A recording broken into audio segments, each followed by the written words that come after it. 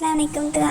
இன்றைக்கி நம்ம வீட்டில் என்ன சாப்பாடுனா பீஃப் கிரேவி தான் நம்ம வைக்க போகிறோம். இப்போது ஃபஸ்ட்டு அதுக்கு எண்ணெயில் பட்டை, லவங்கம், ஏலக்காய் போட்டு வெங்காயம் போட்டு நல்லா வதக்கிக்கலாம். இன்றைக்கி நான் தேங்காய் எண்ணெயில் தான் இது செய்கிறேன்.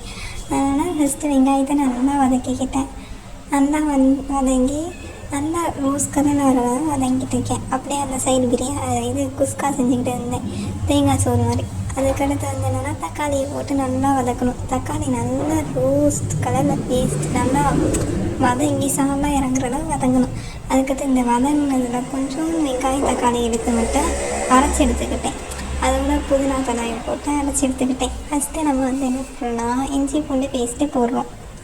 அதுக்கடுத்து இஞ்சி பூண்டு பேஸ்ட்டு போட்டு நல்லா வதக்கணும். நல்லா எண்ணெயில் பிரிஞ்சு வர அளவு வதக்கணும். வதக்கினதுக்கப்புறம் தான் நம்ம என்ன பண்ண போகிறோம், அந்த அரைச்சி வச்ச பேஸ்ட்டை ஆட் பண்ண போகிறோம். உங்களுக்கே நல்லா தெரியுதா, ஃபஸ்ட்டு நல்லா வதங்குறது, எண்ணெயில் பிரிஞ்சு வருது பாருங்க. தேங்காய் எண்ணெய் நல்லா ஊற்றி 1க்கு 2 ஸ்பூன் சேர்த்து ஊற்றி போடணும். ஃபஸ்ட்டு அந்த இஞ்சி பூண்டு வதங்கினதுக்கப்புறம் தக்காளி வெங்காயத்தையும் புதினாத்தையும் அரைச்ச பேஸ்ட்டை போடுறோம். நல்லா அது வதங்கணும். நல்லா போட்டாச்சு. நல்லா ஒரு ஹாஃப் வெங்காயம் தக்காளி வதக்கி அரைச்சது பேஸ்ட்டு பாருங்கள். அதுவும் நல்லா எண்ணெயில் பிரிஞ்சு வர அளவு நம்ம வதக்கணும். நல்லா மிக்ஸ் பண்ணால் தான் அதோட டேஸ்ட்டே நமக்கு தெரியும். அப்போ தான் சாரும் நிறையா கிடைக்கும். நம்ம நைட்டு சப்பாத்திக்கு யூஸ் பண்ணிக்கலாம் சாறு இருந்துச்சுன்னா. அதனால் நான் எப்போயுமே செய்யும்போது சாரோடு தான் செய்வேன். அப்படி நம்ம சாறு வேணாம் அப்படின்னு சொன்னால் தோசைச்சட்டியில் போட்டு நல்லா பிரட்டிட்டோன்னா சாரெலாம் போயிடும். அதுக்கடுத்து மசாலா சேர்த்துக்கிறோம்.